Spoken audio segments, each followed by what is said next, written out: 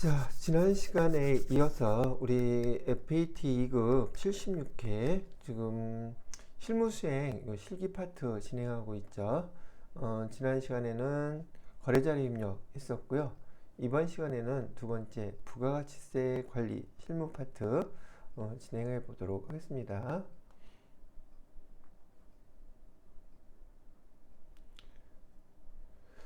자, 보시게 되면 실무수행 이 두 번째 부가가치세 관리에 해당되는 것이네요.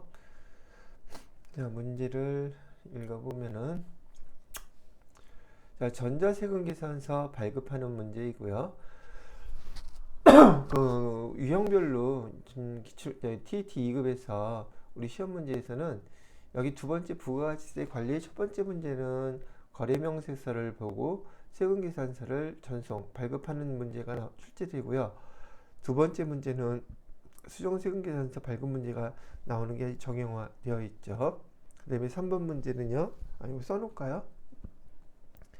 문제용어를 갖다가 구분을 대부분 다 하시겠지만 부가가치세 관리에 대해서는요. 첫 번째는 여기 전자세금 계산서를 뭐에 의해서 자료 주어지는 것은 거래 명세표를 보고서 발급하는 게 첫 번째 주어진 문제고요. 두 번째로는 수정 전자세금 계산서 발급 문제가 두 번째 유형이에요. 정형화되어 있는 거요.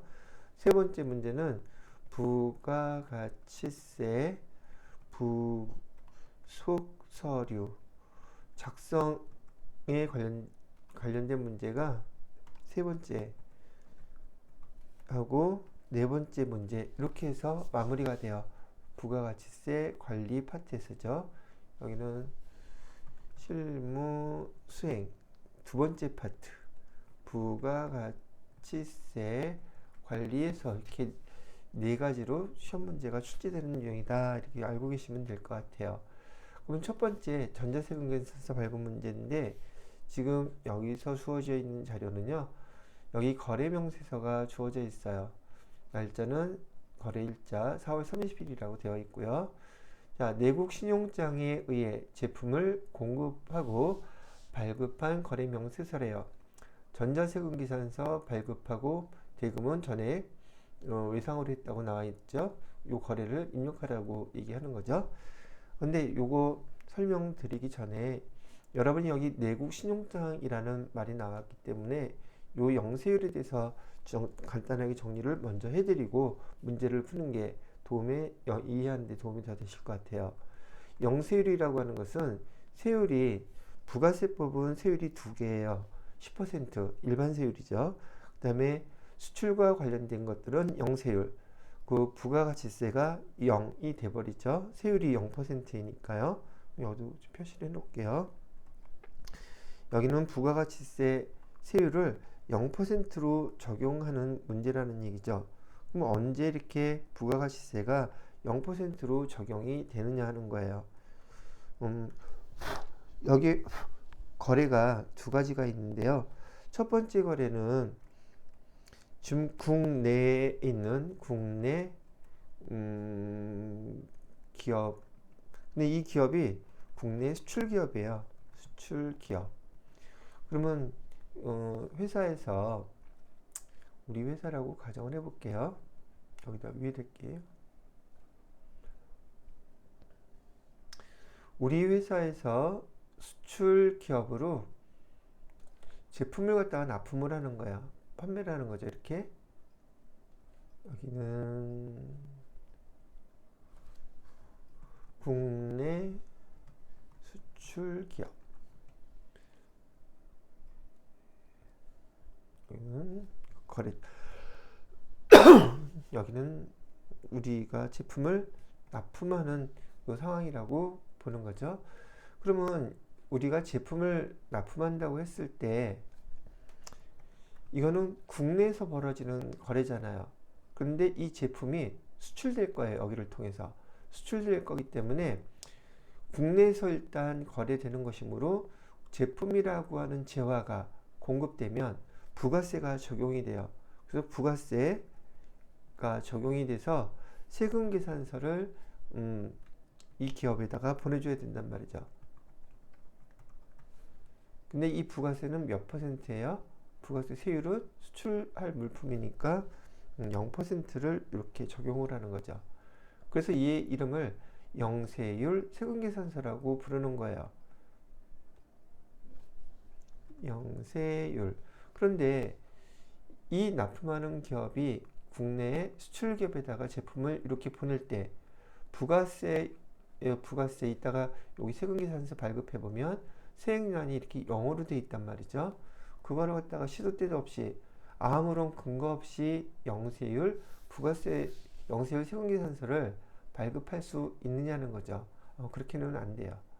아무 때나 그러는 게 아니라 이 물품이 국내 수출 기업을 통해서 수출될 거라는 걸 증빙을 해줘야 돼요. 그래서 여기 수출될 물건임을 증명하는 내용이 바로 여기 내국 신용장이에요.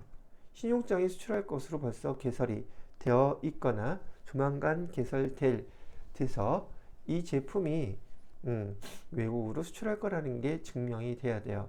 아니면은 구매 확인서. 그래서 이 두 가지 내용이 나오는 겁니다. 이 내국 신용장이나 구매 확인서에 근거를 두고 영세율 세금계산서를 국내 수출기업으로 이렇게 발행을 해주는 거예요. 그러니 매출세액도 부가세 제로, 국내 수출기업 입장에서는 매입세액도 부가세가 제로, 이렇게 표시가 되는 거죠. 이럴 때 영세율이 하나가 적용이 되는 것이고요. 또 한 가지는 이 영세율과 관련돼서 이 국내 수출 기업이 외국 기업으로 위에다 이렇게요. 외국으로 이 재화를 수출할 때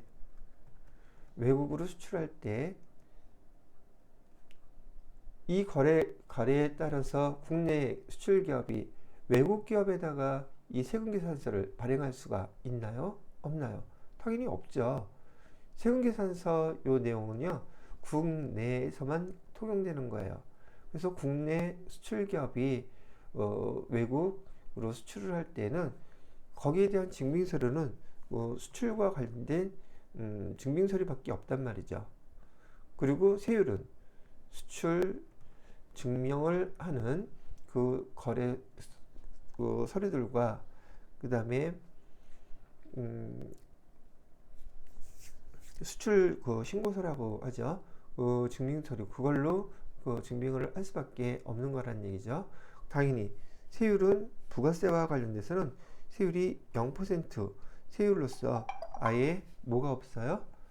부가세가 없어요. 이렇게 보낼 때는 그냥 공급가액으로만 외국으로 이렇게 보내게 된단 말이죠. 그래서 영세율과 관련돼서는 두 가지를 여러분이 구분하실 줄 알아야 돼요. 국내 기업 회사에서 국내 수출 기업으로 우리 국내에서 벌어지는 상황에 대해서는 영세율 세금계산서를 발급하는 것이고, 또 하나의 영세율은 기타로, 보통 부가세 신고서에 보면 기타로 나와 있죠. 외국으로 수출하는 경우 그때는 세금계산서를 발급하지 않는단 말이죠. 우린 세금계산서는 국내에서만 적용되는 것이기 때문에. 자, 그래서 여기 내국 신용장에 의해서 거래명세서를 보고서 세금계산서를 발급하라. 그러면 국내 수출기업으로 이게 갔구나. 그래서 세금계산서를 발급해야 되는 거구나 라고 판단을 하셔야 된다는 얘기예요. 외국으로 수출한 경우는 보니까 연계성 문제로 이 다음 여기 이번 회차 시험 문제에서 이 부가가치세 관련 부속서류로 수출신고서가 나와 있더라고요.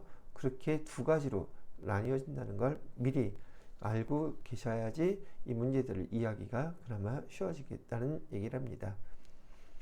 자, 그러면 여기 내용에 따라서 한번 거래를 진행해 보도록 하죠. 우선 여기 수행과제 1번에서 거래명세서에 의해서 전표 입력하시오. 그러니까 여기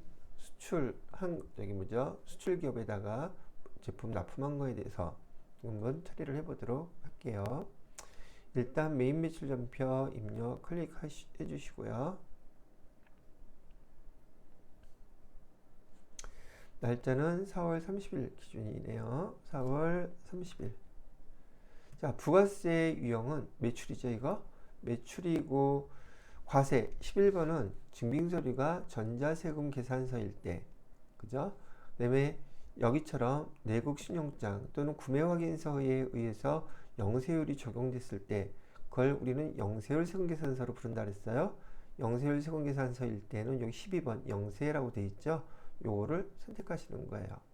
품목은 여기 그대로 물광, 톤업, 세럼 이렇게 쓰시면 되겠고요. 수량은 50, 단가는 48,500원. 자, 이렇게 하니까 영세율 관련된 거를 선택하니까 부가세가 아예 안 뜨죠. 자, 거래처는 스물무역이라고 되어 있네요.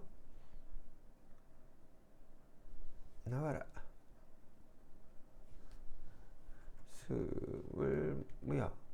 세금계산서는 발급할 거니까 그냥 엔터 치고 넘어가야 되고요. 전액 다 외상이라고 그랬죠. 그러면 자동분기는 2번. 이렇게 하면 외상 매출분과 여기 제품 매출 두 개밖에 딱 안 뜨죠. 부가세가 나타나지 않아요. 자, 그런 다음에 요거에 대한 세금계산서 발급해서 보내야 되겠죠. 그래서 전체 메뉴에서 세금계산서 발행 요거 클릭해 주시고요.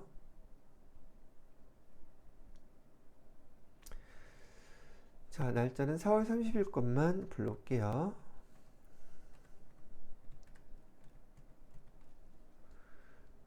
자, 뭐 기출문제 풀어드릴 때마다 설명을 드리지만 지금 요 과정은 거래에 대한 자료 입력하고 그 거래 자료에 따라서 세금계산서를 먼저 만들어야 돼요.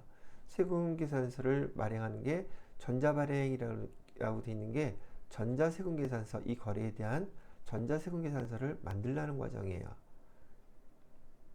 자, 그럼 만들어졌죠? 그럼 만들어진 거 발행해 주시고요. 두 번째로는 다시 클릭하고 만들어진 전자세금계산서를 전송하라는 거예요. 거래처로. 전송을 거래처와 국세청에 동시에 가게 되죠. 그게 두 번째 거예요. 자, 세금계산서 전송합니다. 자, 우리가 만든 게 매출이니까 매출조회 누르시면 전송 아직 안 됐죠. 여기 전송. 발행은 여기 눌러도 되고요. 여기 눌러도 되고 여기 눌러도 돼요. 여기 눌러보시게 되면 발행 전송됐다고 나오는 거예요. 누르는 동시에 전송된 자료가 여기 딱 떠요. 이렇게 하면 전송이 다 됐구나. 그리고 확인은 전송 성공. 요거까지 확인해 주시면 돼요. 자, 요거 전송이 끝났으니까 메인 매출 전표에서 여기 전자세금 되어 있는 게 제대로 전자 발행으로 되는지 보자고요. 다시 한번 조회해 보면 전자 발행 표시되어 있죠. 근데 여러분이 혹시 간혹가다 실수하시는 분들 계시는데 여기 1번이라고 보면 전자 입력 이걸 입력하시게 되면 세금계산서 발행이 안 돼요.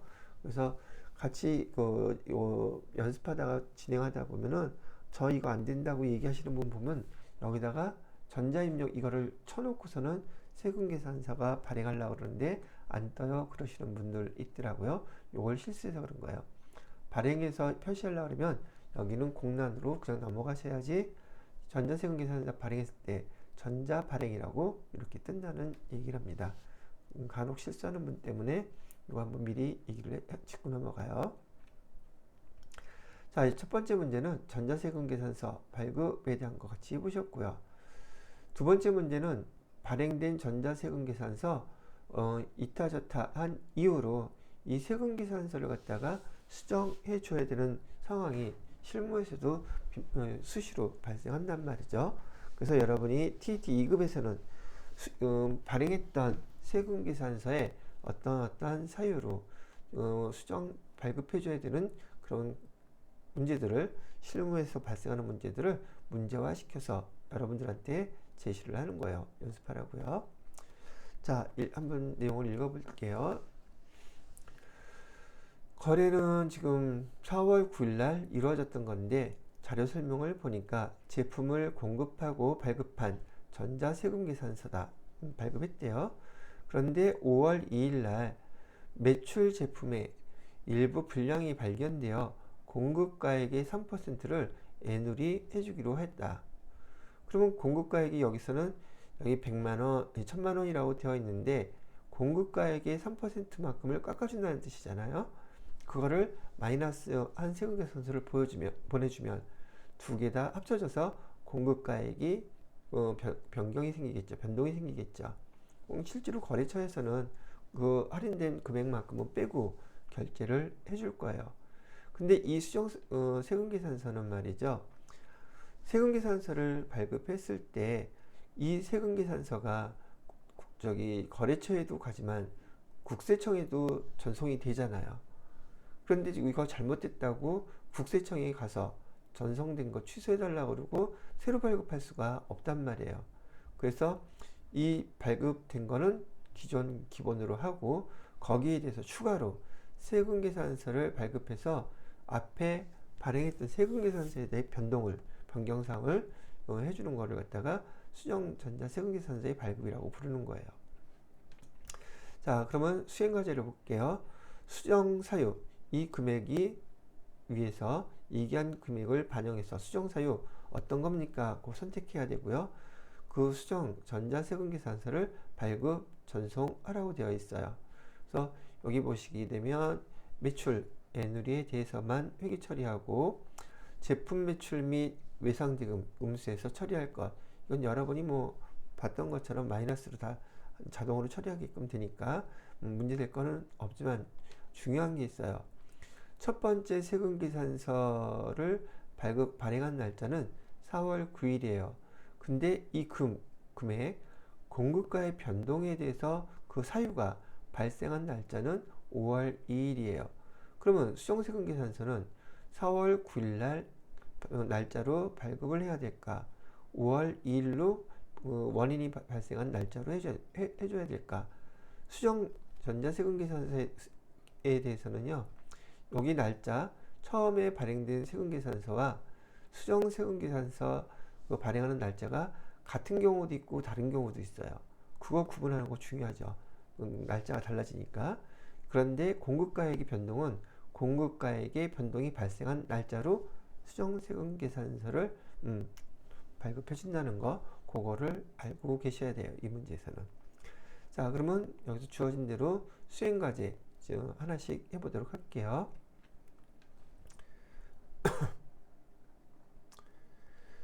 자, 여기 수정세금계산서 원인이 되는 날짜는 4월 9일이었죠. 자, 풀세트 이렇게 되어 있는 거 클릭하시고요. 이 발행된 세금계산서에 대해서 수정세금계산서 발급할 때는 여기 보시면 이 거래에 대한 수정을 하고 싶어요. 클릭을 하십니다. 그 다음에 수정사유, 기재사항 나갔을 때는 이상 없었죠. 그런데 5월 2일 날 물건이 불량이 발견돼서 금액을 그만큼 싸게 준다고 그랬었죠. 그래서 공급가액 변동이 되는 거예요. 그죠?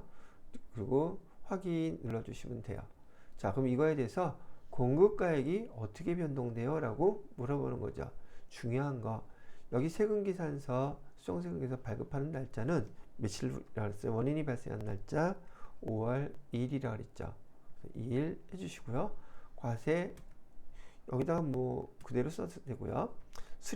수량에 대해서는 이상이 없죠. 단가도 이상이 없죠. 근데 공급가액의 3%면 1000만원에 3%면 30만원이죠. 그 금액만큼 애누리 해주니까 마이너스 여기다 표시를 해주시면 돼요. 30만원 이렇게 있죠. 자, 그리고 확인 누르시게 되면 5월 2일 날짜에 이 거래가 발생되게 되겠죠. 그래서 확인 누릅니다. 그럼 수정세금계산서 한 건 입력되었어요. 그러죠. 근데 여기는 나타나지 않아요. 그죠? 날짜 며칠 걸 찾아봐야 돼요. 5월 2일 거를 찾아보시면 마이너스 30만원에서 이렇게 나타나 있는 거 찾으실 수 있을 거고요. 자, 전자세금계산서 아직 만들지도 않았고 전송도 안 했죠. 그래서 이 문제에서 전송해 주라고 얘기한 거예요. 그럼 전자세금계산서 날짜를 5월 2일 것만 또 불러오면 되겠죠. 아까하고 같은 방식으로 세금계산서 작성하시고요. 그런 다음에 클릭하고 전송해 주시면 돼요. 만들어진 상태에서는 굳이 뭐 이것저것 맞춰볼 필요 없어요. 그냥 눌러서 빨리 시간 절약하시는 게 좋겠죠. 다 전송이 됐고, 조회를 다시 매매출전표를 조회해 보시고 확인하면 전자발행 됐죠. 얘가 수정 전자세금계산서 발행하는 문제 두 번째 거예요.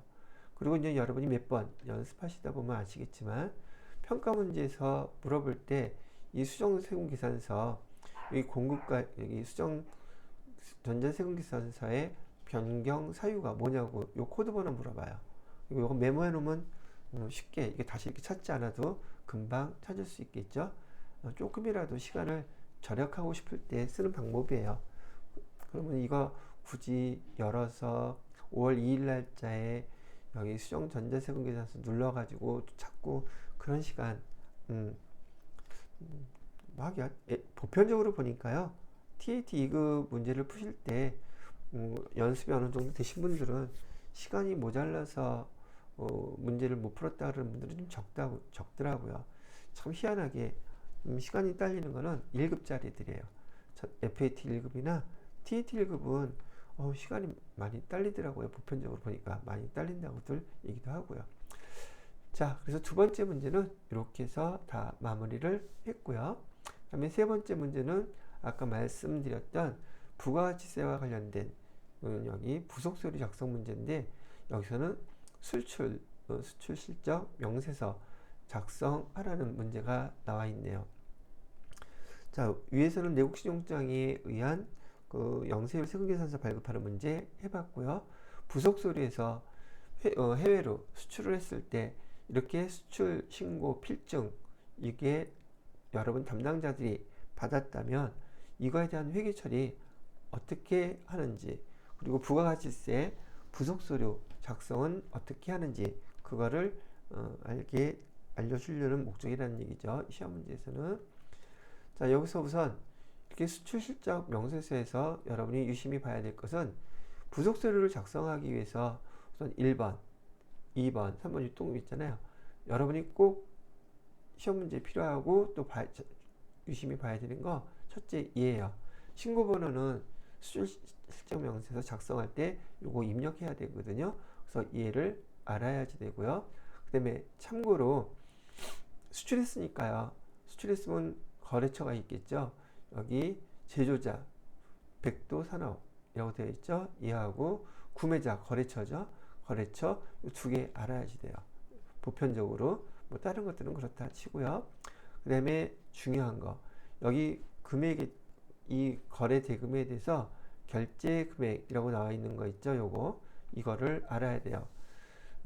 수출 실적 명세서에 대한 부속서류 작성할 때요, 환율 적용이 되거든요.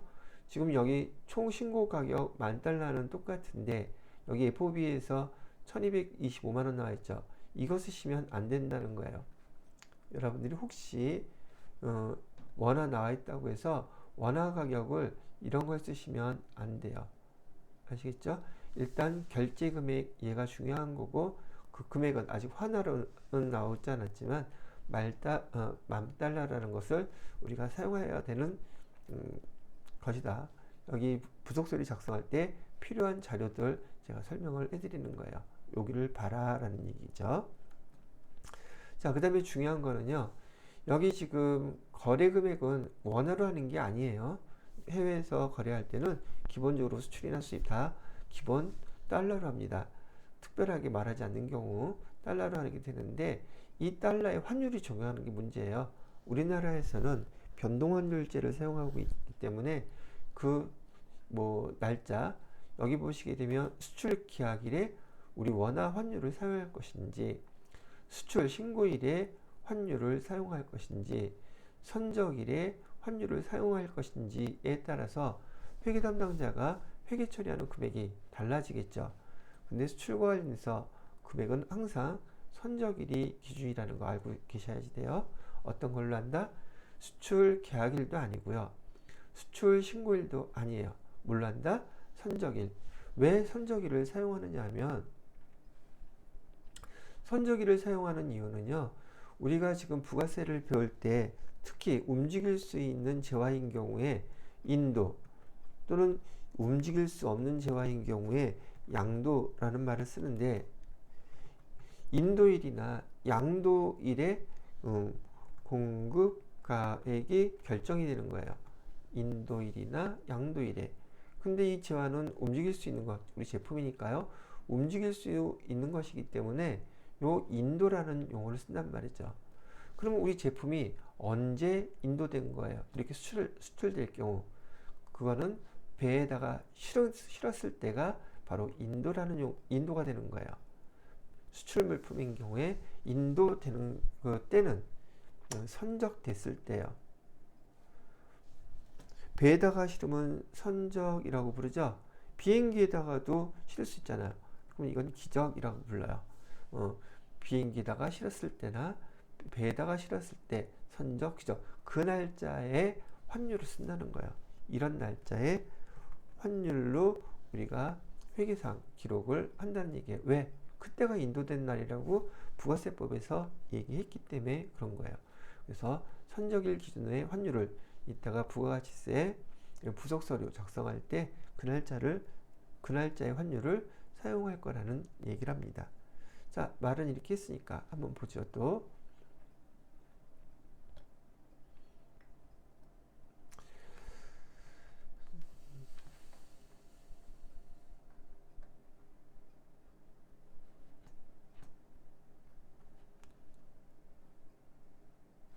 자, 자료 설명 한 번 더 확인해서 읽어볼게요. 자료 첫 번째 거는요, 맥사의 제품을 선적지 인도적 조건으로 직수출한다고 했었죠. 직수출하고 신고한 수출 신고 필증이다.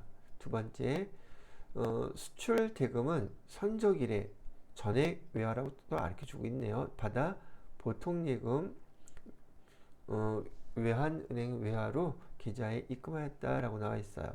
자, 수행할 문제는 자료를 참고해서 선적일의 거래자료 입력하시오라고 되어 있죠. 지금 여기 수출했다면서요. 식수출. 그럼 우리가 메인 매출전표에다가 입력을 해야 되겠죠. 그럼 메인 매출전표부터 요 거래에 대한 걸 입력을 해보도록 할게요. 자, 날짜는 여기 선적일이라고 했죠. 24일 거래예요. 자, 메인 매출전표 입력에다가 8월 24일로 해주시고요. 부가세 유형은 지금 얘 해외에다가 매출하는 거죠. 그 다음에 증빙서류, 여기 세금계산서 있나요? 없죠.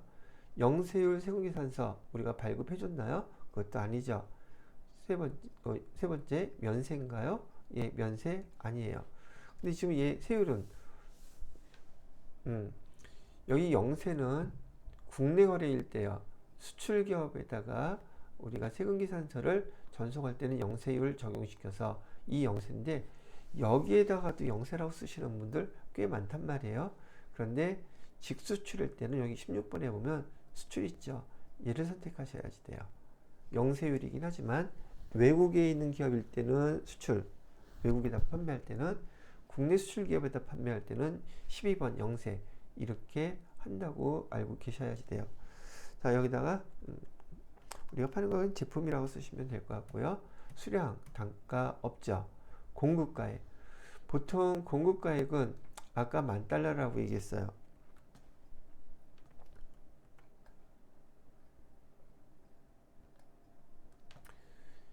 이거 여러분 사용할 수 간단한 팁이기도 한데 그렇죠. 달러는 $10,000 곱하기 제가 환율은 뭘로 사용하라고 말씀드렸어요? 선적일 환율 사용하라고 말씀드렸었죠. 선적일 환율이 1325원이었던 거 보셨죠?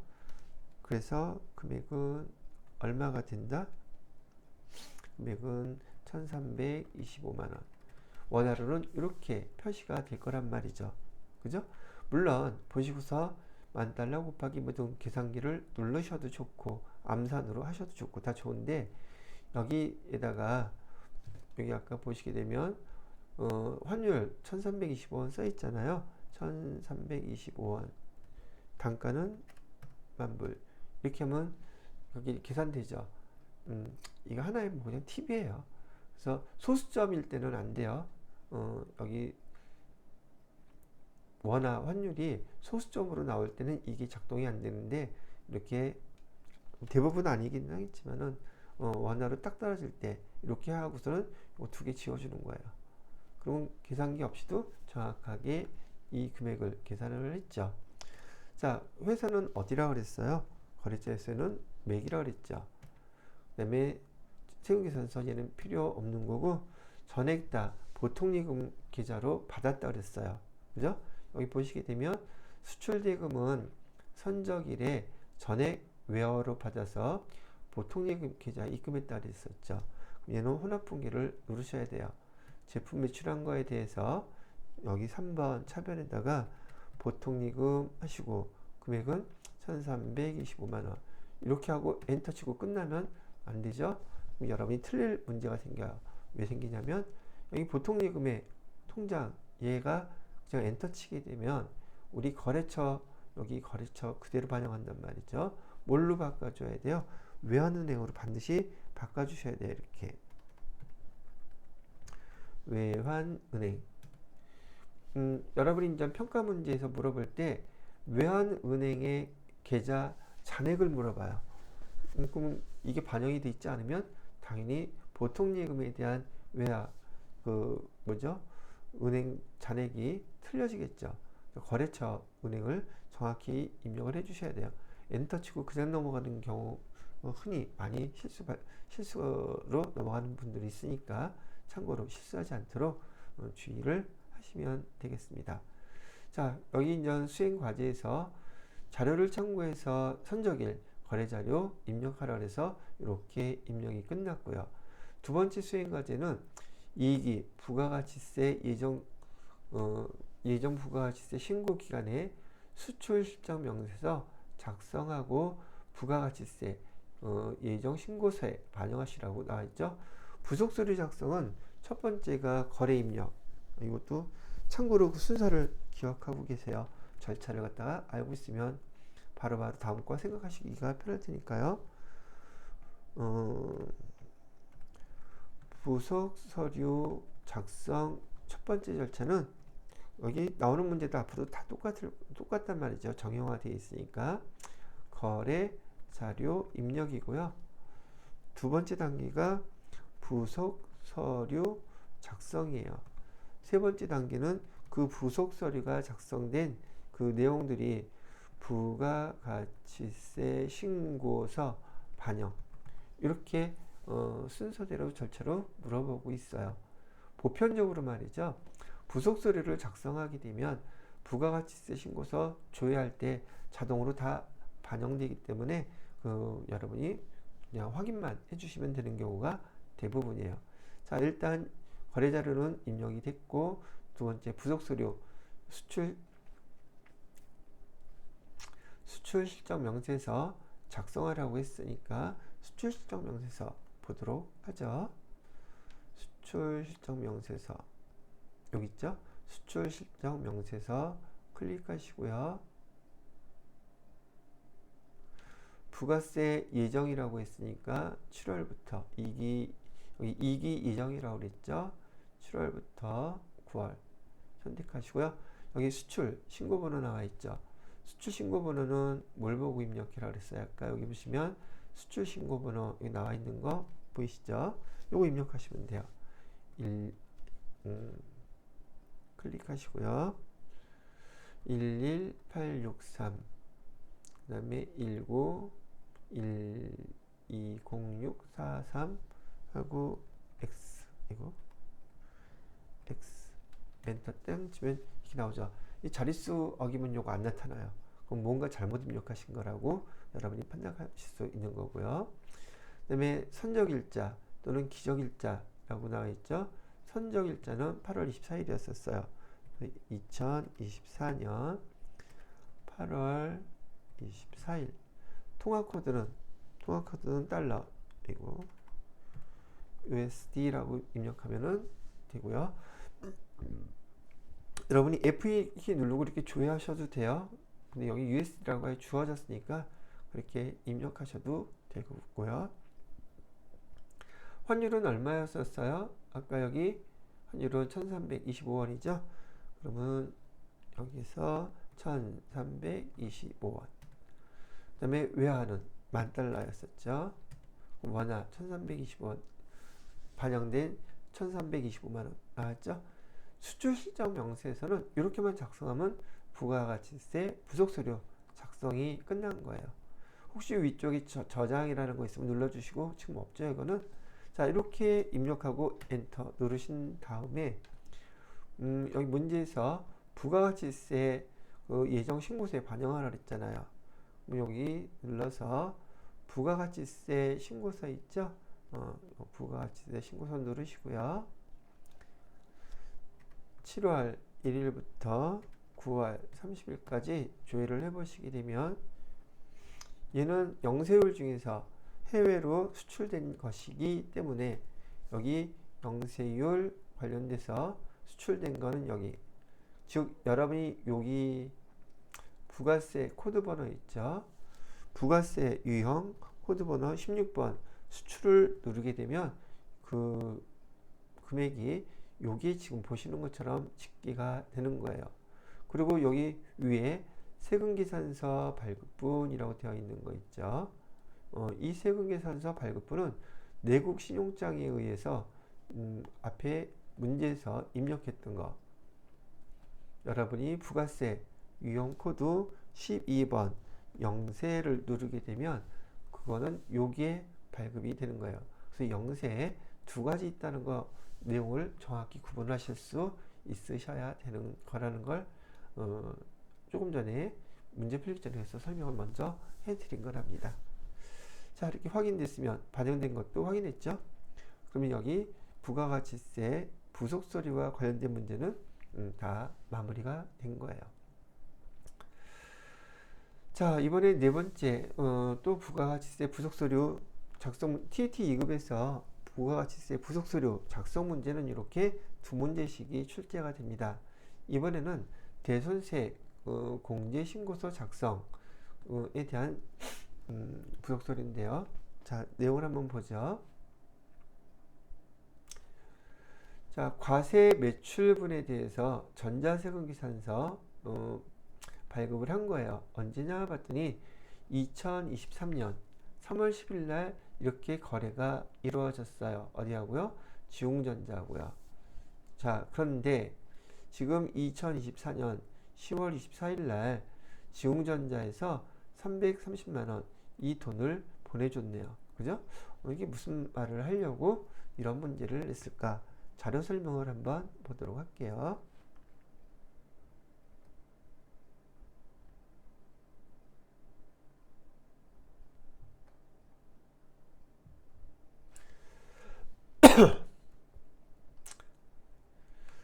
자, 자료 설명을 보시게 되면은 자료 설명 1. 자료 첫 번째 거는요, 지웅전자의 제품 매출 후 발급했던 전자세금계산서래요. 전기, 아까 2023년 나왔었죠. 전기에 대손 처리하였고, 대손 시 대손세 공제 다 받았대요. 대손 기준일이 언제다? 23년 10월 24일 날짜로 해서 6개월이 지난 외상매출금에 대해서 대손 처리하고 대손세 공제까지 다 받은 상태예요. 자, 두 번째 자료 얘는 뭔가 봤더니 자료 2는 전기에 대손 처리한 지웅전자의 외상매출금에 대해서 대손 금액이 입금된 내역이래요.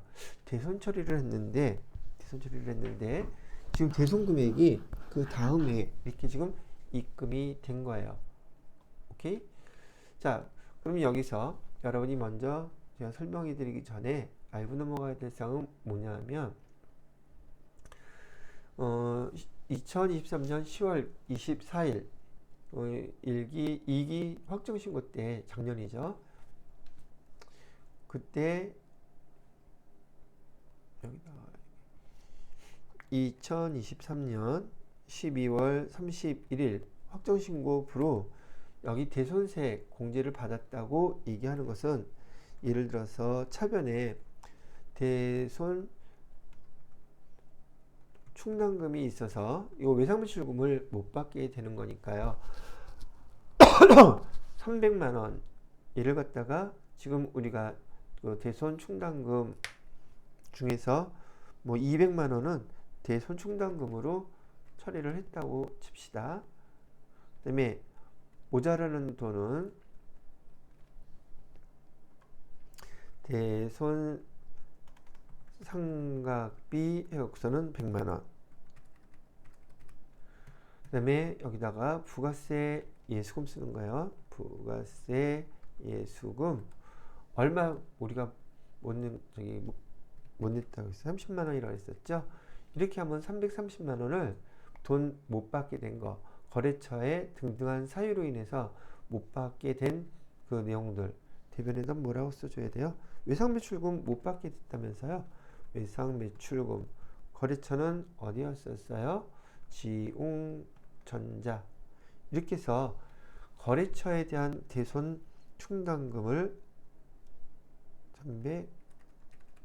대손 처리를 이렇게 끝냈었던 거예요. 언제요? 2023년 12월 31일 날짜로 대손 처리를 이렇게 다 끝냈어요. 부가세 예수금도 여기 대손 처리는 우리 공급가액에 대해서만 이렇게 대손 처리하시는 거예요. 부가세는 우리 돈 아니기 때문에 우리가 제품을 판매했을 때 부가세 예수금 매출세액이 대변에 있었던 게 이렇게 뺀 거예요. 우리 거 못 받게 됐는데 우리가 세금까지 낼 수 없으니까 여기 부가세 발생한 거 요거 대손세 공제해줘 라고 해서 이때 이렇게 신고를 했다는 거예요. 그래서 대손세 공제 받았다고 얘기를 한 겁니다. 요때 신고했을 때 여기 부가가치세 신고서에서는요, 여기 대손세 가감이라고 되어 있는 요란 있죠? 여기 란에 여기 매출세액은 우리가 납부해야 될 금액이죠. 근데 대손세 가감에서 이만큼 대손세 공제해달라고 신청을 해서 대손세 공제 신고서를 작성하게 되면 그 결과값이 여기에서는 마이너스로 표시가 돼요. 마이너스 30만원 이렇게 표시가 된단 말이죠. 그러면 매출세 2,500만원에서 예를 들어서 2,500만원에서 30만원 뺀 금액, 그 금액이 매출세액 여기에 집기가 되는 거예요. 즉 얘는 우리가 매출세액을 납부할 수가 없으니까 거래처가 파산해서 등등한 이유로 못 받게 됐으니까 이 세액 발생했던 거 빼줘, 이렇게 표시하는 거예요. 이렇게 전기에 발생을 했었는데 지금 올해 2024년 10월 24일 날 이렇게 거래처에 대해서 전기에 외상매출금 다 떨어버려 갖고서는 지금 우리 장부상에는 지웅전자에서 받을 외상매출금이라는 자체가 아예 없어요. 그런데 이렇게 돈이 들어온 거예요. 그럼 일단 우리가 날짜상으로 여기다 쓸까요? 2024년에 10월 24일 이 시점에서 우리가 회계 처리를 해줘야 될 건 차변에 일단 보통 예금으로 돈이 들어온 거잖아요. 그죠? 신한은행으로 얼마가 들어왔느냐? 330만 원이 이렇게 입금이 됐어요. 그럼 대변에 뭐라고 써줘야 될 거냐는 거예요. 이 경우에도 우리가 전기에 대손 처리한 이 금액 중에서 우리한테 해당되는 공급가액만큼만 우리 걸로 처리를 해 주셔야 돼요. 여기 전기에 대손 처리한 것이 다음에 이렇게 단기에 돈이 들어오게 되면 그 계정은 무조건 대손 충당금이라고 써주셔야지 돼요. 무조건이에요. 전기에 대손 처리한 그 돈이 회수가 되면 대변에는 무조건 계정 뭐라고 써준다? 대손 충당금이라고 써준다. 금액은 300만원 이렇게 써주시고요. 30만원은 여기서 부가세까지 우리한테 다 보내줬죠. 그죠? 그럼 우리 입장에서는 전기에 부가세 예수금 세액 공제받아서 다 없애버렸는데 지금 이 부도났던 회사에서 돈 부가세까지 다시 보내줬으니 이 부가세 30만 원은 우리 돈 아니라 그랬죠. 그래서 다시 부가세 예수금 이렇게 해서 30만 원 이렇게 써주시는 거라는 얘기죠. 이 거래에서 지금 분계 우리가 해줘야 될 그 상황은 얘를 분개해 줘야지 되는 거예요. 이렇게 이해가 되시죠? 그러면은 부가세 예수금 요 안에 2024년도에 뭐라고 뜨느냐면 여기 대손세 가감에 다시 부가세가 포함이 돼서 여기 30만 원이 플러스로 이렇게 나타난단 말이죠. 이 말뜻은 그 기간 동안에 과세 기간 동안에 발생한 부가세 예수금 플러스 우리가 지금 회수된 금액 중에서 30만 원 추가로 더 내야 된다는 뜻으로 그 합계 금액이 요 밑에 표시가 되게 되는 거예요. 그래서 이렇게 대손세 공제받을 때는 여기 마이너스로 뜨고 여기 이제 마이너스로 30만 원 쓴다. 여기 플러스 30만 원으로 쓴다. 요거는 좀 이따가 작성할 대손세 공제 신고서를 작성하면은 그 결과값이 여기에 반영이 되게 되는 거라는 얘기죠. 근데 어떨 때 마이너스 30만 원이 뜨는지 어떤 경우 플러스 30만 원이 뜨는지 그거를 알으라고 요거까지 설명을 해드리는 겁니다. 그럼 이 부가세 신고서에 나타날 금액이나 우리 분계까지도 설명을 다 먼저 해드렸어요. 자, 여기 결과론적으로 보게 되면 수행과제 좀 봐야 되겠죠? 수행과제 순서대로 하면 돼요. 대손세 공제신고서 작성하시오 라고 되어 있죠? 요거 그대로 따라서 입력을 해 볼 거랍니다.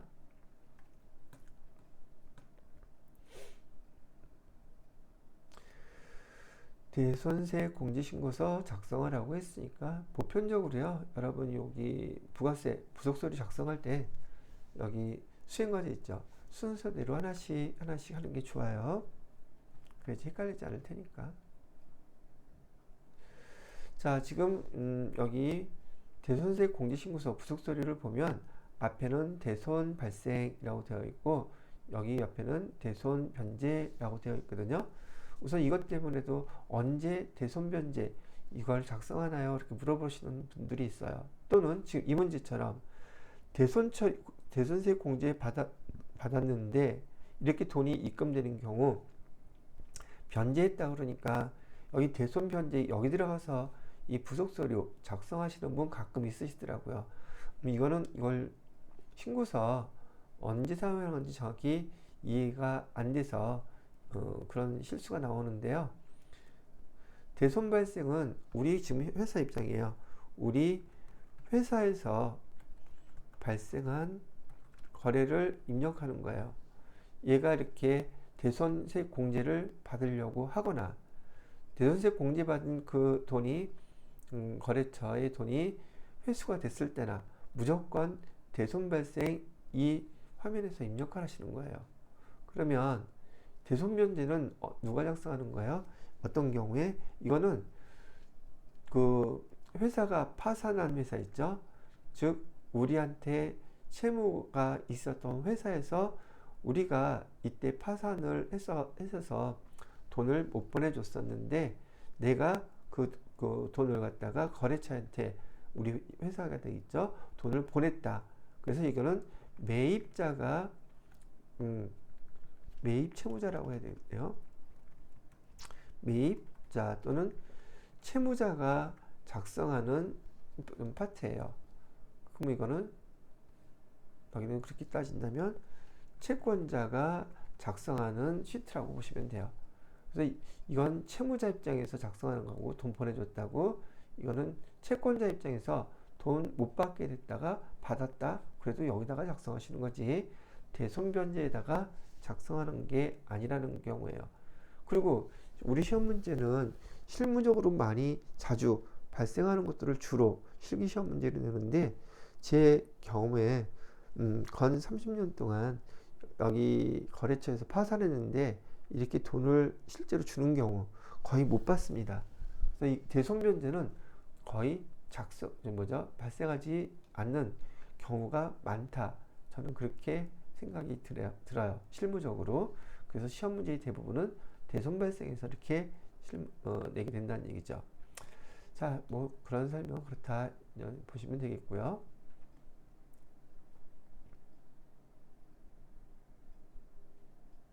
순서대로 대손세액 공제신고서 작성하라고 했으니까 여기 날짜를 입력하고 대손세액 공제신고서 작성을 해보도록 할게요. 자, 이거는 10월 달이니까 2기 확정에 벌어진 일이죠. 그럼 날짜는 10월부터 12월 중에 발생한 거래입니다. 그래서 엔터 치고 당초 공급일은 언제였어요? 여기 발생됐던 게 2023년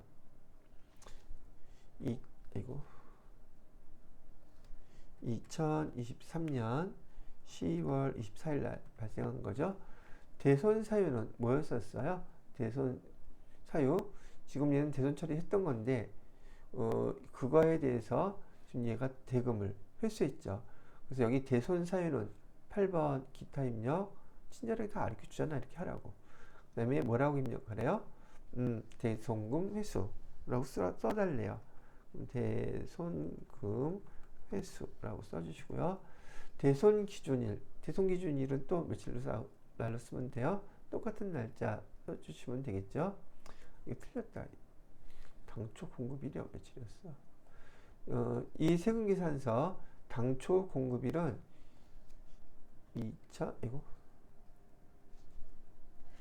2023년 3월 20일 날 제품을 공급했고 대금회수 이것도 됐고 대손 기준일은 여기서 설명해 준 것대로 날짜가 2023년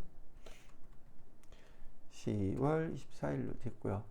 대손 확정일이 언제냐고 얘기하고 있죠. 대손 확정일은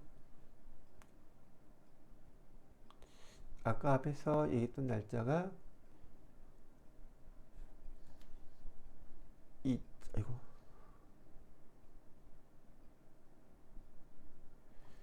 2024년 10월 24일 날 1년이 지난 그 확정 신고 그때 대손이 확정됐다고 얘기를 해주고 있어요. 대손 확정일이 어디서 나왔습니다.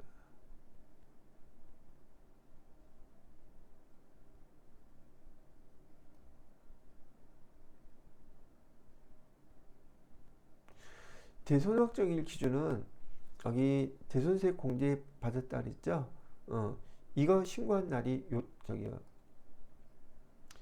6개월이 지나서 3월 달에 6개월 지나면 10월 달이 됐을 때 2023년 확정 신고 때, 예정 신고 때가 아니라 대손세액은 확정 신고 때만 하게끔 되어 있거든요.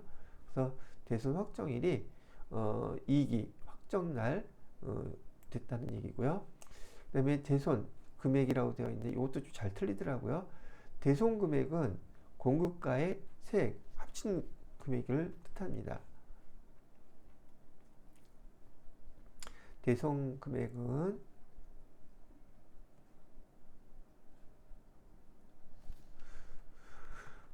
공급가액하고요. 세액을 합친 금액. 우린 보통 이를 갖다가 공급 대가라고 부르죠. 공급 대가를 뜻하는 거예요. 대손 금액 그러니까 300만 원만 쓰는데 그러시면 안 되고요. 대손 금액은 공급가의 세액을 합친 공급 대가를 입력하는 거다. 그래서 여러분들이 여기다가 330만 원 이렇게 입력하고 엔터를 치잖아요. 그럼 이 금액에 대손세액 해당되는 30만 원이 자동으로 계산이 돼요. 이 대손세액으로 계산된 이 금액이 아까 부가가치세 신고서에 대손세 가감 글로 가게 돼 있단 말이죠. 그 다음에 거래처 넣어주시고 등등 하면 끝나는 건데 제가 이걸 왜 먼저 설명하느냐면 지금 이렇게 입력하는 거 그 다음에 결과론적으로 대손세 요 금액이 부가가치세 신고서로 가게 되면은 부가가치세 신고세에 마이너스 30만원 이렇게 빼주는 결과로 반영이 되게 돼요.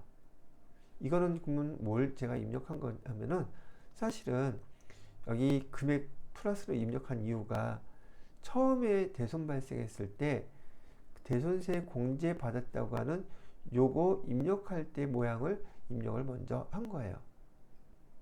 발생했을 때. 그러면 여기서 지금은 우리가 얘를 갖다가 회수했다 그랬잖아요. 그럼 회수했을 때는 어떻게 입력해요? 요거는 맞고 똑같고요. 이 금액을 여기서는 반대로 회수가 된 대손금액이 회수가 됐기 때문에 마이너스로 330만 원 이렇게 입력을 해주셔야 돼요. 그래서 대손세액이 마이너스로 이렇게 계산된 게 부가가치세 신고서로 가게 되면 플러스로 나타난단 말이죠. 그게 처음 여러분들이 이거 작성할 때 헷갈릴까봐 여기서는 회수했을 때는 마이너스로 입력해라. 발생했을 때는 플러스로 입력해라. 여기서는 그렇게 이해가 금방 되는데 이 결과값에 부호가 반대로 부가가치세 신고서에 반영이 되니까 이따가 보여드리긴 하겠지만 그 두 가지를 다 설명을 해드리려고 처음에는 발생했을 때는 플러스로 그냥 입력하고 이렇게 회수가 됐을 때는 마이너스로 입력하라고 알려드리는 거예요. 그 결과가 부가가치세 신고서에 반대로 표시가 되기 때문에 그렇다는 얘기죠. 자, 코드번호. 코드는 거래처가 아까 지웅이라고 그랬었죠. 지웅전자 해주시면 되겠습니다. 거래 상대방 뭐 상호 지웅전자 주 이렇게 쓰시고 예, 이렇게 하게 되면 대손세 공제 신고서 작성은 끝났어요. 자, 문제에서 우리 수행 문제에서 설명하는 대로 대손세 공제 신고서 작성했고요. 대손 사유, 기타 입력, 대손금 회수로 입력할 것 다 끝났죠. 두 번째, 대손세액을 이익이 부가가치세 확정 신고에 반영하래요. 자, 여기 아까도 말씀드렸지만 부속 서류가 작성되면은 부가가치세 신고서 여기 확정 신고라 그랬으니까요. 10월 1일부터 12월 31일까지 맞나?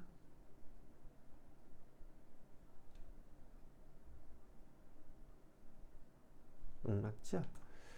숫자가 안 보였어. 자, 그러면 아까 얘기했던 대손세 가감에서 아까 우리가 마이너스로 입력했더니 여기서는 이제 의미 자체가 우리가 플러스로 납부를 해야 되는 금액으로 바뀐 거죠. 두 개의 금액 합쳐서 2,730만 원 이렇게 나온 거예요.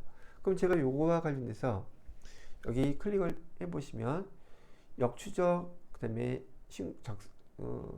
작성 서식 나와 있죠. 이것도 가끔 모르시는 분들이 있어서 여기에는 이거에 대한 회계 처리 입력한 그 분계 처리 장부의 모습이 나타나는 것이고요. 밑에는 부속 서류 작성한 것이 나타나는 화면이에요. 우린 부속 서류를 작성했죠. 여기 아까 입력했던 게 이렇게 떠 있단 말이죠. 작성할 때 회수한 거는 마이너스로 나타나지만 부가세 신고서에 반영될 때는 이렇게 플러스로 우리가 납부해야 될 걸로 나타난다는 거 앞에서 그래서 설명해 드렸던 거예요. 됐죠? 부가세 신고서에서도 반영을 했네요. 자, 그 다음에 세 번째는 뭐 하래요? 이익이 부가가치세 확정 신고서를 홈택스로 전자신고하여 여기 전자신고 세액공제 만원 공제받기로 한다라고 되어 있죠. 이건 여기 전자신고 홈택스를 통해서 전자신고를 하게 되면 전자신고 세액공제는 만원이요. 요거 예정신고 때도 되느냐? 아니에요. 전자신고 세액공제는 확정신고 때만 해당이 돼요. 확정신고 때만 해당이 된다. 예정신고 때는 홈택스로 전자신고해도 없어요. 확정신고 때만 해당되는데 얘는 어디다가 입력을 해주느냐 하면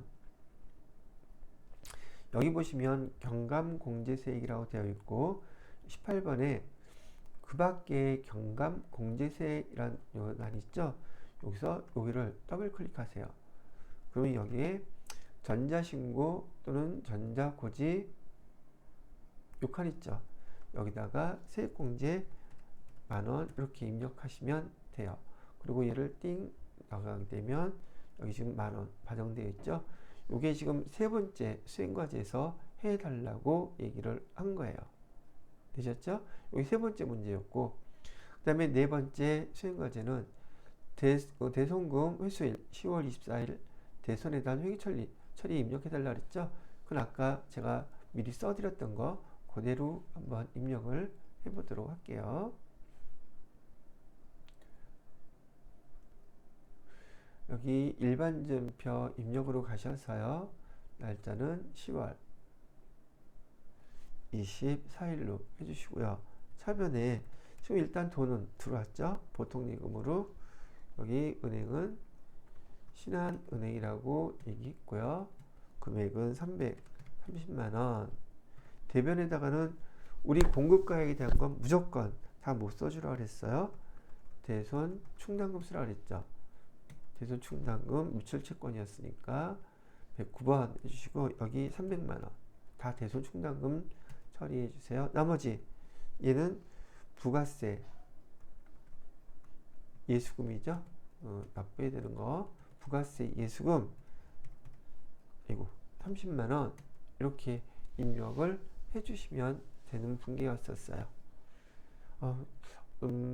아직 숙달이 안 되신 여러분들 입장에서는 요게 많이 복잡해 보이시겠죠?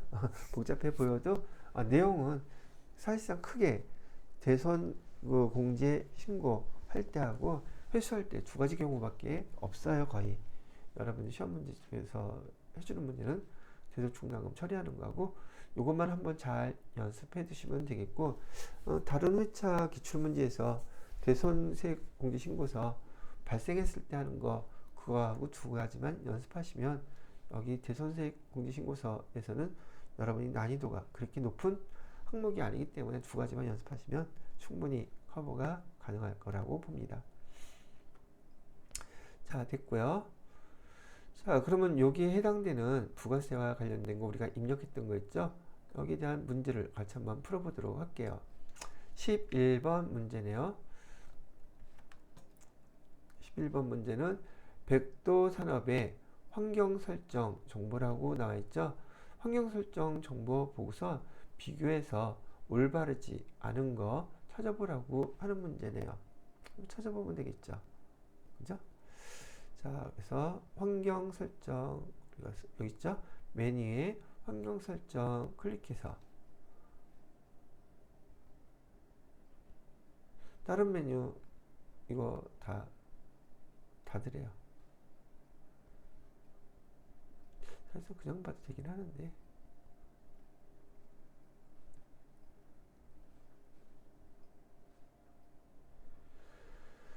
자, 보시도록 하자고요.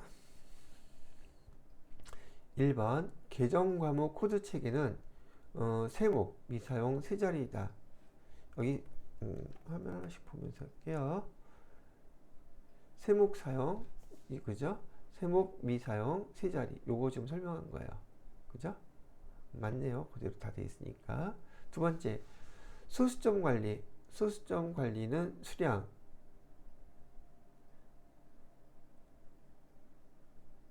소수점 관리는 수량으로 되어 있고 1버림, 단가 1버림, 금액 3반올림 이렇게 되어 있다. 지금 요거 설명하고 있죠. 소수점 관리에 대해서 수량에 대해서는 0하고 1 버림으로 설정되어 있고, 그 다음에 단가는 1 버림으로 설정되어 있고, 금액은 3 반올림으로 설정되어 있다. 맞죠? 예. 세 번째 카드 입력 방식이라고 물어보고 있어요. 카드 입력 방식은 공급 대가 부가세 포함이다 라고 되어 있네요. 자, 요거는 어디 있나?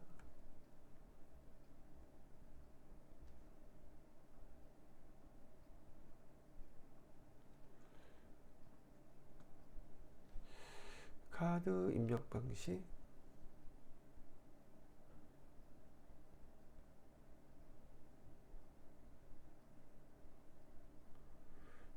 잠깐만요.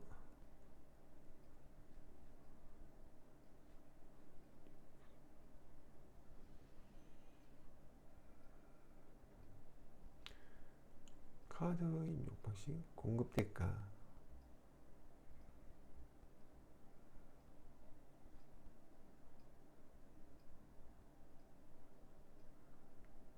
그걸 어디서 봤더라?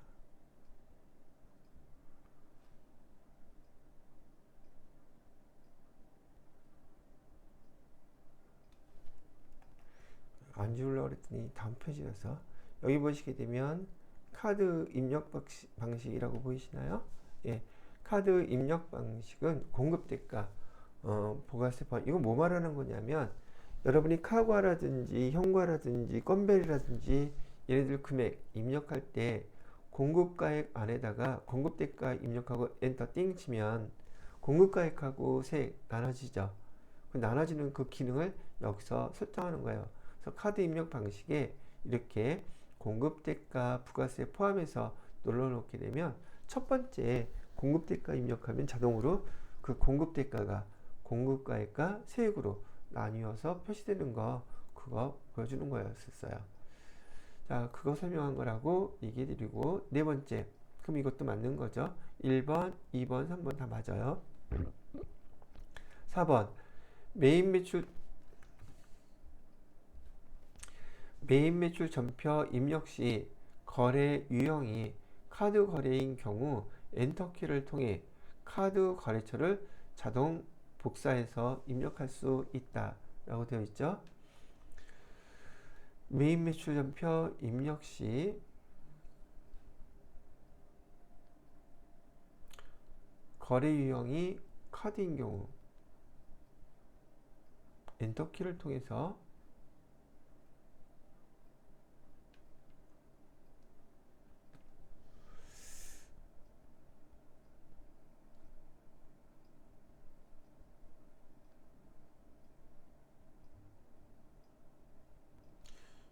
어떤 건 내용 설명하는 거였지? 자, 잠깐만요. 자, 여기 4번에 대한 내용을 보게 되면은 지금 제가 보기에는 여기 신용카드 기본 설정에 해당되는 거, 우리 일반 메인 매출전표 입력하시면 메인 매출전표 입력하면서 거래처 회계 처리할 때 그 거래처가 바로 우리 거래처로 같이 따라오는 거 있었죠.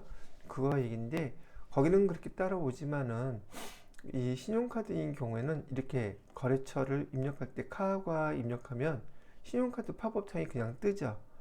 이거 매입이 뭐죠? 일반 전표 매입이라 일반 카드 뭐죠? 세금 계산서라든지 계산서일 때는 입력하면 거래처 코드가 그냥 따라왔었어요. 근데 신용카드일 경우에는 이렇게 엔터키를 친다고 해가지고 카드 그 거래처를 자동으로 그냥 따라서 입력이 되지 않게끔 되어 있다는 얘기인데, 결국은 이 자동 복사해서 입력할 수 있다, 그렇게 안 되죠. 잠깐 한번 보여드려 볼게요. 여기 카드 유형을 우리가 여기 매출 그래서 카과라 그렇게 입력하면 자동으로 요게 카드 그 별도로 입력하라고 팝업 창이 떠요. 그런데 얘가 일반 과세인 경우에는 품목은 이렇게 입력하고 수량 입력하고 거래처 코드 입력했다고 가정을 해볼게요. 여러분 다 아시는 거지만 뭐 그래서 과세했다고 치고 분기 2번 하게 되면 여기 해당되는 거래처가 여기 거래처명 자동으로 이렇게 거래처를 갖다가 엔터 치고 나서 복사가 되죠. 근데 카과일 때, 카드 거래일 때는 자동 복사 안 되게끔 되어 있단 말이에요. 근데 여기 설명에서는 매입 매출 전표 입력 시 거래 유형이 카과인 경우에 엔터키를 통해서 카드 거래처 자동 복사해서 입력할 수 있다 그랬죠. 그렇게 입력 못하죠. 그래서 여기에 해당되는 답은 요 4번이 잘못 설명된 것이라고 얘기를 하는 거예요. 요거요. 자, 이거 직접 보여드렸으니까 참고해 주시고요. 자, 그 다음에 다음 문제를 보시게 되면 메인 매출 전표 입력 조회를 해달래요.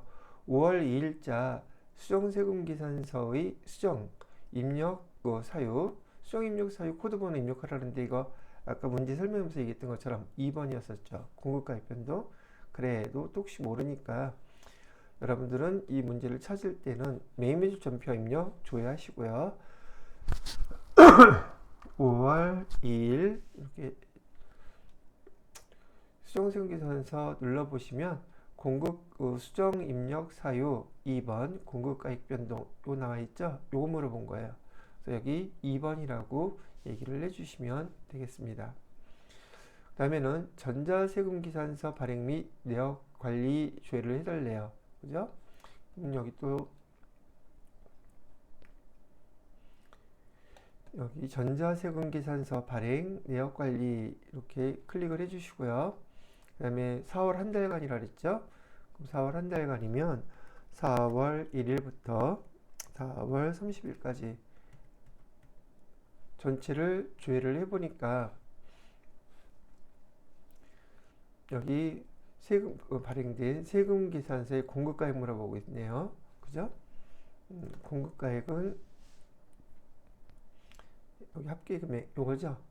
여러분이 답하셔야 될 것은 1242만 5천원 요거 답하시면 된다는 얘기죠. 아셨죠?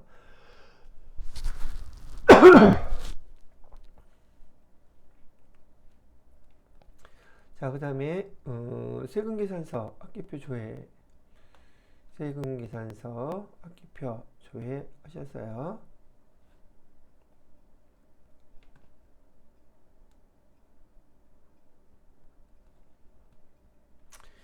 일기 확정 신고 기간이라 그랬네요. 일기 확정이면 4월부터 6월까지가 되겠죠. 엔터 치고요. 확정 신고 일기 확정 신고 기간에 매출 전자세금계산서 발급 매수 매출 세금계산서 전자로 된 거죠. 전자세금계산서 발급 매수는 여기 34라고 되어 있죠. 요거 써주시면 되는 거예요. 됐고요. 그 다음에는 수출 실적 명세서 조회라고 나와 있죠. 수출 실적 명세서 클릭하시고요. 그다음에 이익이 예정 신고 기간이라고 되어 있으니까 7월부터 9월 입력합니다. 자, 그 다음에 10번 수출한 재화 원화금액 물어보고 있어요. 10번이면은 여기 있죠? 수출한 재화라고 되어 있고 여기서 원화금액을 물어봤으니 1325만원 요거 여러분이 답해 주시면 된다는 얘기예요. 자, 됐고요. 그 다음에 대손세 공제신고서 조회해 달래요. 대손세 어디 갔습니까? 공제신고서 클릭해 주시고요. 이기 확정 신고 기간 이기 확정은 10월부터 12월까지.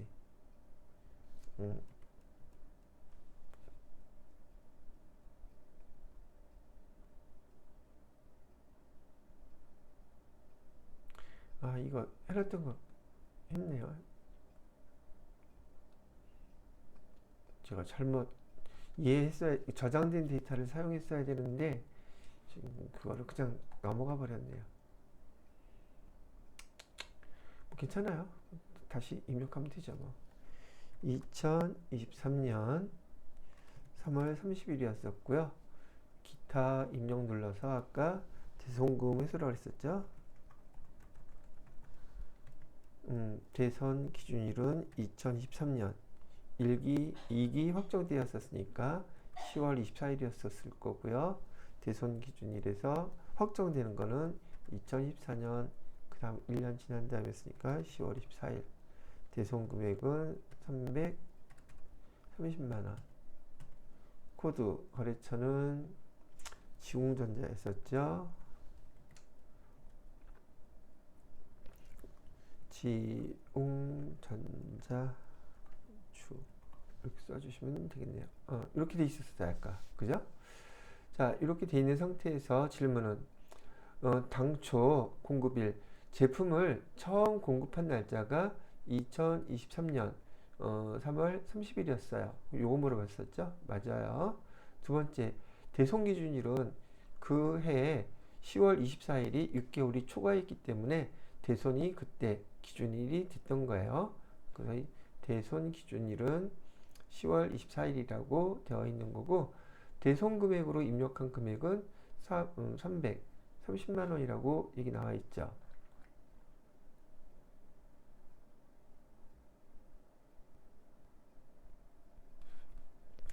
330만 원이다. 아, 이거 아까 잘못했네요. 우리 대손금을 회수했기 때문에 여기 마이너스로 아까 우리 해줬었죠. 330만 원. 그래서 330만 원이라고 입력하면 안 되고, 이거는 대손이 우리가 발생했을 때 당시에 플러스 금액으로 여기 330만 원 입력하시는 것이지, 지금은 대손금을 회수한 거기 때문에 330만 원이 아니라 마이너스 330만 원이라고 얘기를 해주셔야지 돼요. 그죠? 자, 그 다음에 4번에 대손세액 공제는 부가가치세 확정신고, 예.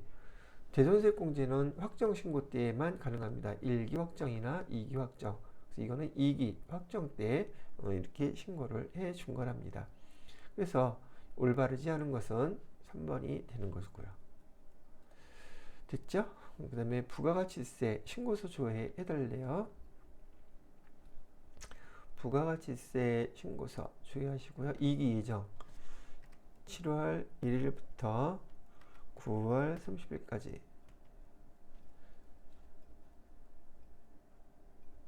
자, 여기서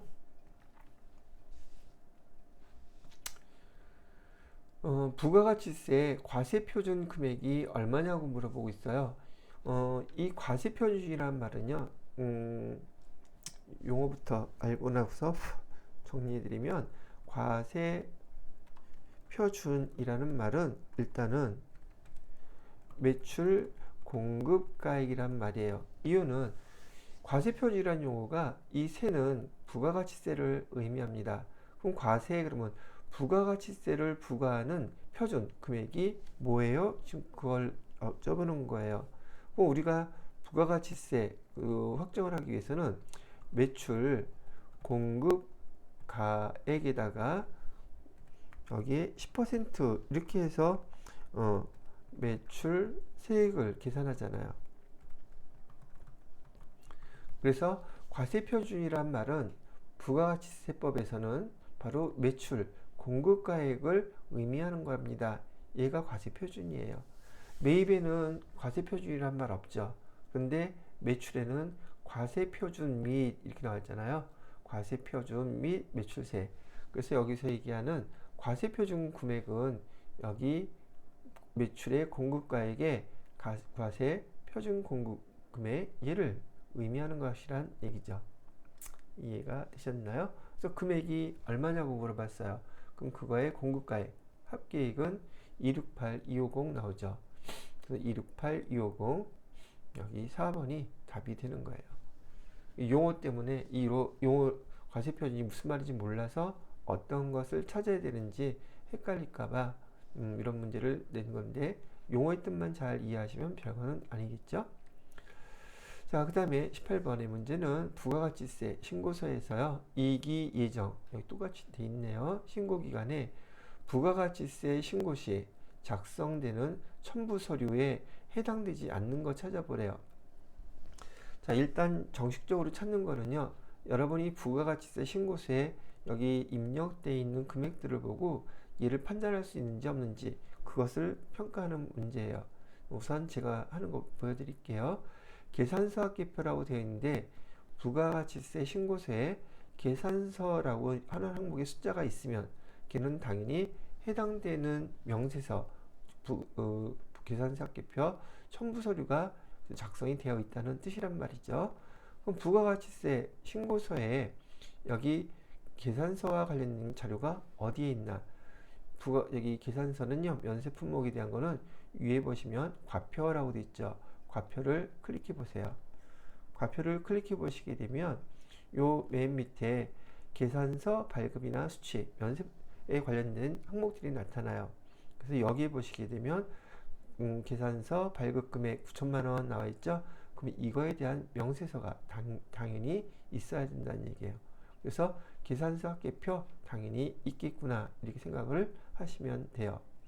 두 번째, 공제받지 못할 매입세액 명세서라고 하면은 공제받지 못할 매입 명세서 여기 보니까 금액이 아무것도 없어요. 그러면 공제받지 못할 매입 명세서를 작성할 필요가 없다는 얘기죠. 그래서 얘가 지금 부속 서류가 첨부 서류가 없다는 얘기예요. 얘가 여기서 문제에서는 원하는 답인 거고요. 그 다음에 수출 시점 명세서, 수출이라고 하는 것은 우리가 매출을 했는데 영세율과 관련해서 부가세 코드 번호, 부가세 이용 코드 번호 16번 수출이라는 걸 입력을 한 거, 그 금액이 여기 수출이라고 되어 있었죠. 이걸 입력하면 여기 숫자가 나타나 있어요.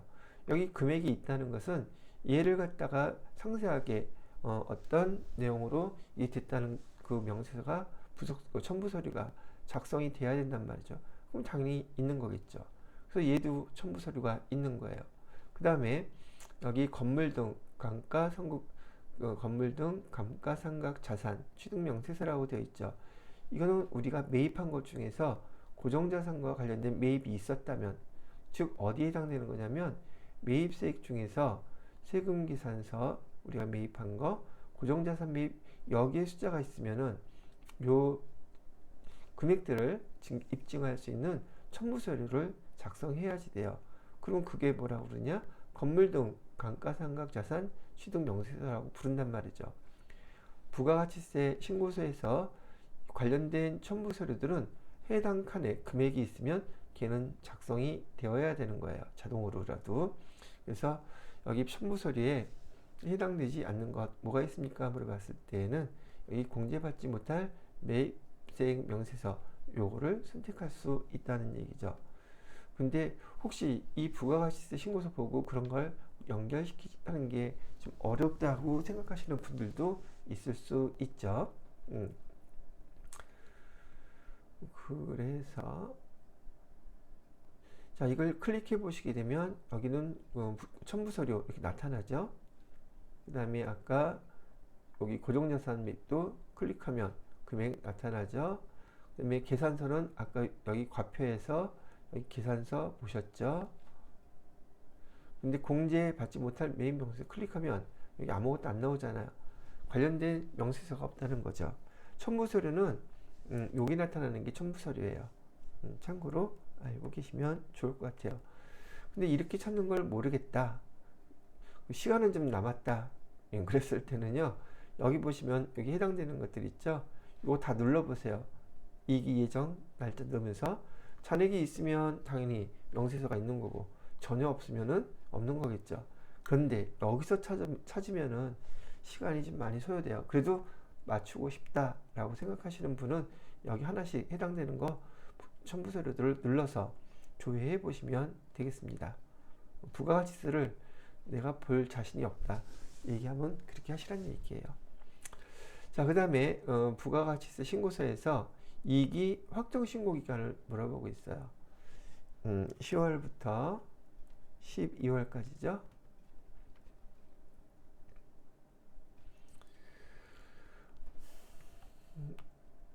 이기 확정 신고 기간 부가가치세 신고서에서 20번에 그 밖에 경감공제세이라고 되어 있는데 20번은 지금 여기 그 밖에 경감공제세 요걸 얘기하는 거예요. 여기 해당되는 거 10,000원 나와 있죠? 금액 얼마예요? 그 10,000원 우리가 홈택스에서 전자신고 했을 때 그 공제되는 금액, 아까 입력했을 때 공제세액이었죠? 전자신고 공제세 10,000원 이거 물어본 거예요. 10,000원 이렇게 쓰시면 되겠습니다. 자, 그 다음에 2기 확정신고 기간에 차가감 납부할세, 그래서 결과론적으로 27번 여기 있죠? 차가감 납부 환급받을세가 얼마입니까? 24033-200 요거 답해 주시면 되는 문제였었어요. 자, 여러분들하고 이렇게 해서 지금 부가가치세 관리 문제 문항까지 같이 여러분들하고 풀어보았고요. 잠깐 쉬었다가 다음 시간에는 결산 파트 설명해 드리도록 하겠습니다.